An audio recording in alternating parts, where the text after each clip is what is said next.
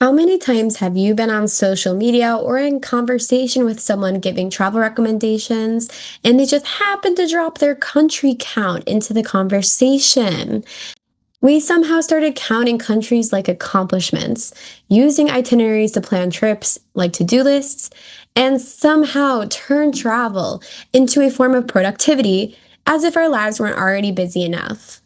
We've been taught that a good trip is a full itinerary: early mornings, packed days, multiple cities, nonstop movement. But what if that productivity mindset is exactly why so many people come home from trips feeling exhausted, in need of another vacation instead of changed? Did you know that around 80% of global travelers visit just 10% of destinations, concentrating tourism into a small handful of places? My name is Kiara, and I am the host of Put the Guidebook Down. Today, I want to talk about why fast travel may feel satisfying, but it often doesn't stick, and how this leads to travel burnout and maybe a feeling of emptiness. So, when did travel start feeling like something we had to optimize? Travel has become an extension of hustle culture, whether that means it's people just needing to get a lot done because they're content creators in the travel industry, or just because we were listening to the recommendations of a content creator giving us the quote unquote ideal itinerary, which resulted in moving around nonstop just to make sure we hit all of their recommendations that were extremely unrealistic to begin with in the time frame allotted. Itineraries are essentially just like checklists. They are proof that we did enough, but we should maybe take a step back and ask, why do we even need to prove that we did enough when on vacation? It's our vacations, after all. That's what we chose for us, how we want to spend our time. We're letting social media and others influence how we want to plan our travel and make them define what is enough and meaningful for us when it's not even their trip. Going back to social media, again, this can differ between people who are just travelers versus maybe those who do this for a living and are content creators. But social media really rewards the quantity over the quality and depth when it comes to content. And we see this all the time. I work in marketing, and part of my job is to maximize social media strategy. Now, a large portion of that is the algorithm changing all the time, and the creators like to say that they're going to reward high quality content when we still see people who are just pushing more and more content getting rewarded by the algorithm. I see this with culture of travel when going through my content and interacting with those who are contributing meaningfully in the travel space. I'll see high quality content where people really put their time and energy to create it and to create meaningful and educational content. They don't get rewarded in the algorithm and tend to perform less than those who are relying on hook baits, clickbaits, and just trying to push out content to the max in order to increase their following. Now, this is not going to be an episode about social media marketing and the algorithm.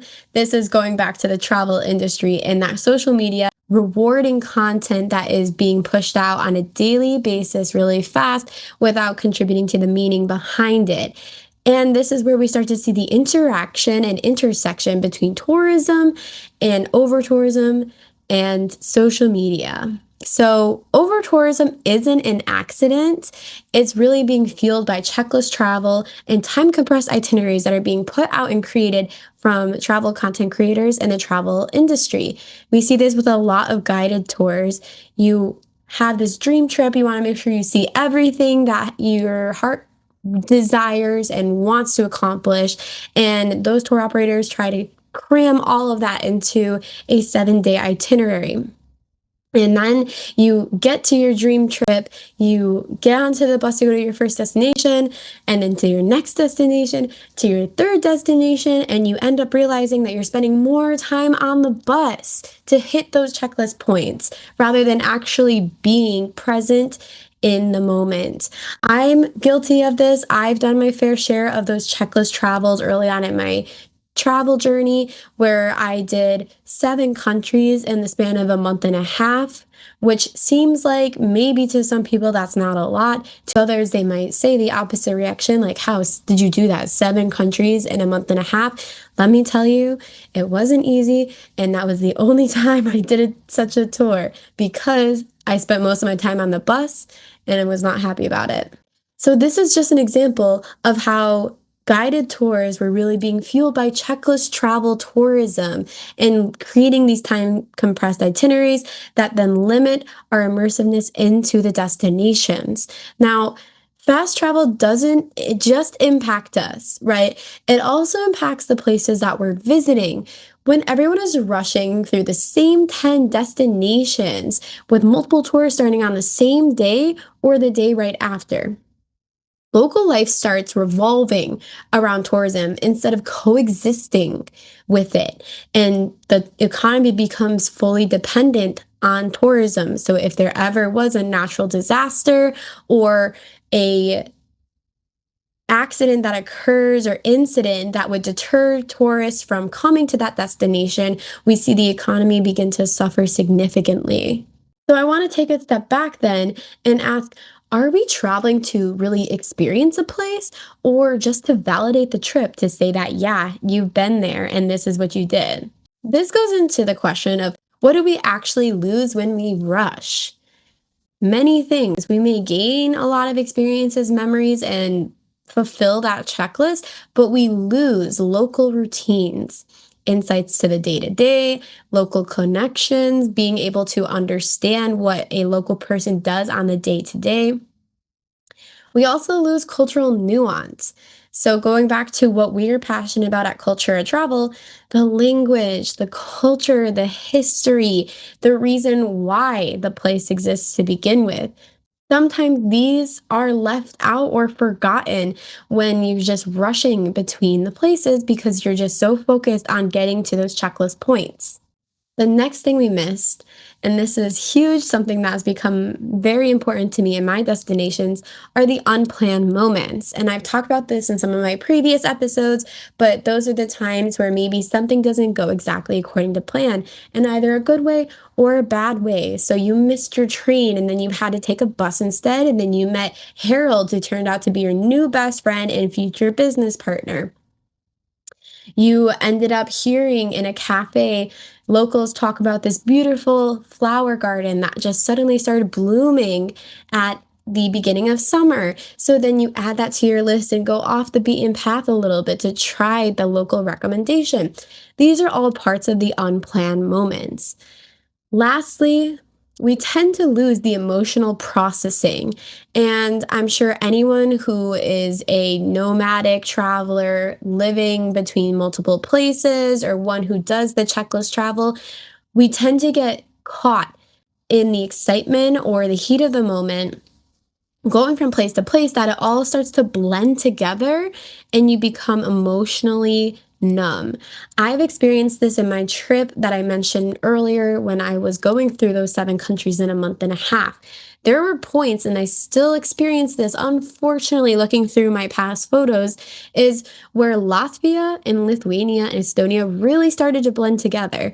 This is not anything on the cultural level. This is purely because that was the end of my segment. I had already been traveling for a month and we were going on the bus for 70% of the time in this segment because we were driving the popular path street down through. And there were points where we were just asleep on the bus. We would wake up, go walk around for maybe 30 minutes or an hour, take our photos, jump back on the bus, and then drive to the next. I don't remember sometimes which part were these photos taken in Latvia and what part these were taken in Lithuania. That just happened because I wasn't processing and really being engaged in the present moment because we were so much engaged, so much focused on rushing from point A to B. Research on slow tourism shows that longer stays increase interaction with local communities, businesses, and everyday culture, and which leads to a more fulfillment being felt after your trip. So people who stay longer don't just see more, they're understanding more, they're connecting more. They shop locally, notice the patterns that they're seeing around them, and actually build on context instead of snapshots and trying to take the photos and videos to remember from. Those memories are felt deeper and within and can be recalled easier after your trip. So, on the flip side, talking about a time where I stayed long enough to stop rushing and to really pause and immerse and understand where I was, it was actually at the end of my 7 country trip where my ending point was in Poland. And I'm Polish, so I always wanted to really experience Poland and learn more about my culture, history, identity, all of that. So I opted to stay longer in Poland after in order to go between a couple of the different cities, villages, and just to take my time. And this is where I started to recover from that emptiness feeling, that travel burnout, because I was taking the time to actually sleep, to walk around where I was. I don't think I took public transport actually the entire time I was in the north. Once I started heading south in Poland, that's when I started to explore more with public transportation just to get around. But that's when I started to see more about what was going on around me, seeing the local people go about their days into the markets, how people were greeting each other, how the energy was at restaurants, and it just became more memorable. And that's really a big difference. I mentioned earlier that my time in Latvia, Lithuania, and Estonia started blending together. This was a time where I really started to feel myself try to recall and separate the three, but then Poland also is so much easier for me to recall. And I can look at my photos now and be like, I remember exactly what was going on in that photo, who I was talking with, and where I was.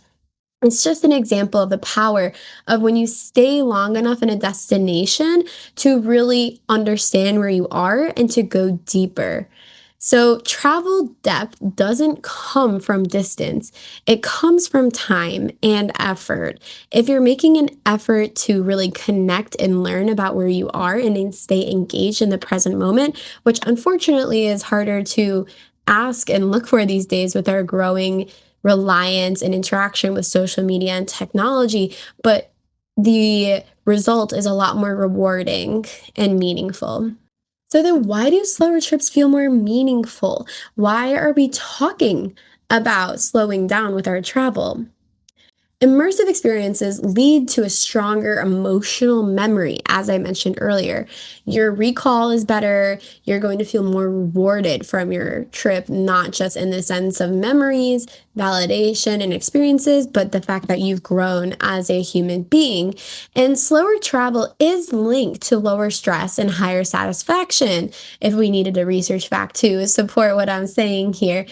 Kind of makes sense if you think about it because you're not rushing around and feeling the emotional guilt or pressure that may come with missing some things on your itinerary checklist. So that is definitely a lower stress situation and higher satisfaction just because you're able to feel more accomplished as a result of slowing down in your trip, but also because you're able to incorporate more of those unplanned moments to really enrich your itinerary and time in the place. So when you're not rushing, your brain has space to absorb what's going on around you, what you're doing, what the present moment is. That's why the moments we remember most aren't monuments, right? You're not going to recall, maybe you will. If you do, that's very impressive. I'm going to say this, but I'll speak towards myself. You're not going to remember much of the monuments you see, the museums you went to, or maybe the churches, because when you're in Europe, you tend to go to all these churches together. Let's be real, because most of them are free to enter. I can't remember 50% of the monuments I've visited in museums, to be honest. It's just the same stuff you're viewing at, and you're just going through the motions to say that you went to those monuments and museums. The ones you're gonna actually remember are those meals, the conversations you had, and walks. I have said this before, I always say again, just put the phone down, take a walk. Go see what's going on around you, maybe sit and people watch and just observe. The power of observation. If you haven't listened to that episode, you definitely should. It's Very true, and anyone can become a better observer. So, talking about more examples in terms of remembering some of my previous trips, I can talk more in terms of when I was living abroad, which is a form of slow travel because you're staying in one place for a longer duration and really immersing into the local culture. That would be my time in Indonesia.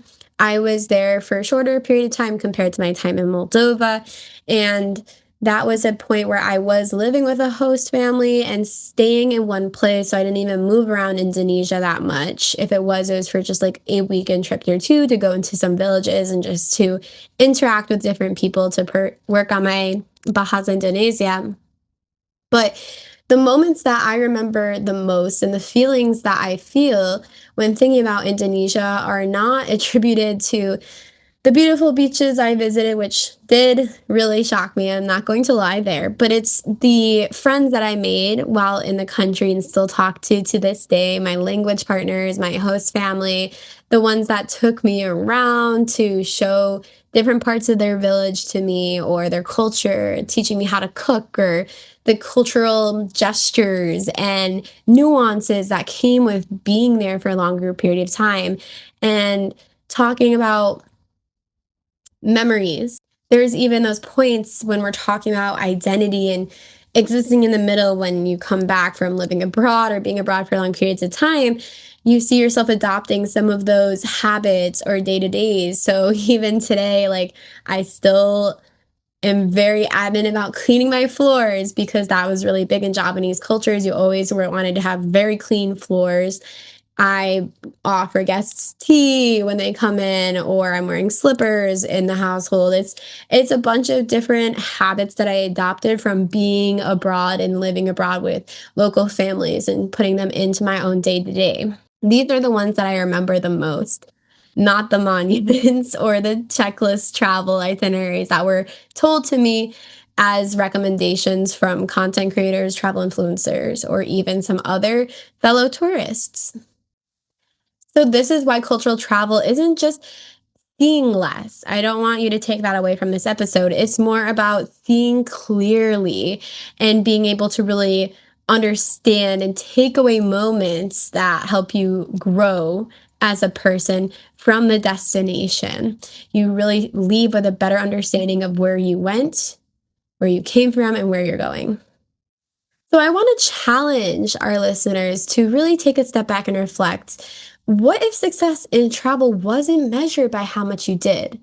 Not by destination, not by country count. I want to reframe it to success meaning presence, respect, and understanding. Because not every trip needs to cover everything. You will have an opportunity to go back if you want. If you truly want something, you will find a way to make it happen. And if you really want to return to a destination, you will. There's a couple of different traditions in different parts of the world where sometimes you can do a certain action or stay in a certain place, and that means you'll find your way back. The one that comes to mind is the one in Paris in front of Notre Dame or close by it. And it's if you stand in that area, that means that you will find your way back to Paris. And for others, that has happened, for some, not yet. We're going to reframe the mindset to not yet. It's much more positive and aspirational, but I want to encourage you to really think what successful travel really means on the whole and to you. Now, going back a little bit into what this success could mean like from a local standpoint, slower travel will help distribute the economic and environmental impact more responsibly and evenly across destinations. Think about carbon footprint, talk about waste, talk about pollution. Slow travel can help with distributing it a little bit more evenly amongst all the different regions rather than just being concentrated to one city in the entire country. Going back to Indonesia, a very popular example is in Jakarta. It's the current capital of Indonesia, but they're in the process of moving to Kalimantan, which is a different issue in itself that we won't get into. But essentially, Jakarta has it was a popular tourist destination and has seen a decrease due to the high levels of air pollution, garbage, and overcrowding experienced locally in the city and from foreigners. So much that the country has even opted to move the capital to a different part of the country to help with evening it out. We'll see if that is true or not. There's other environmental impact studies going on in terms of if moving the capital where they want to is actually beneficial in the grand scheme of things or not. Again, not getting into it, but something to reflect on in terms of how your travel can really influence and impact a destination. So, in conclusion, slowing down isn't just good for you, it's better for the places that you can grow to love and want to visit. Maybe the problem isn't that travel has changed us. Maybe it's that we've brought our productivity anxiety with us. As a New Yorker, we're always rushing from point A to point B, cramming our schedules and really in the hustle culture. So, getting away from the checklist travel was very difficult for me, but since then, my travel has been more fun, more rewarding, and more memorable. Travel doesn't need to be fast to be valuable. Sometimes the most important thing you can do is stay. And I would like you to think, if you plan fewer destinations, what would you gain instead? You don't need to see everything. You need to let one place see you. I want to encourage our listeners to reflect on the slowest trip you've ever taken and how it changed you. Be sure to check out Cultura Travel's website for more information on up and coming trips and more information on our travel app coming out soon. And to tune in to future episodes of Put the Guidebook Down, where we have a lot of new guests with different perspectives coming on to share their stories. Thank you so much to everyone. Remember, put the guidebook down and to go out and slow down your travel. Bye.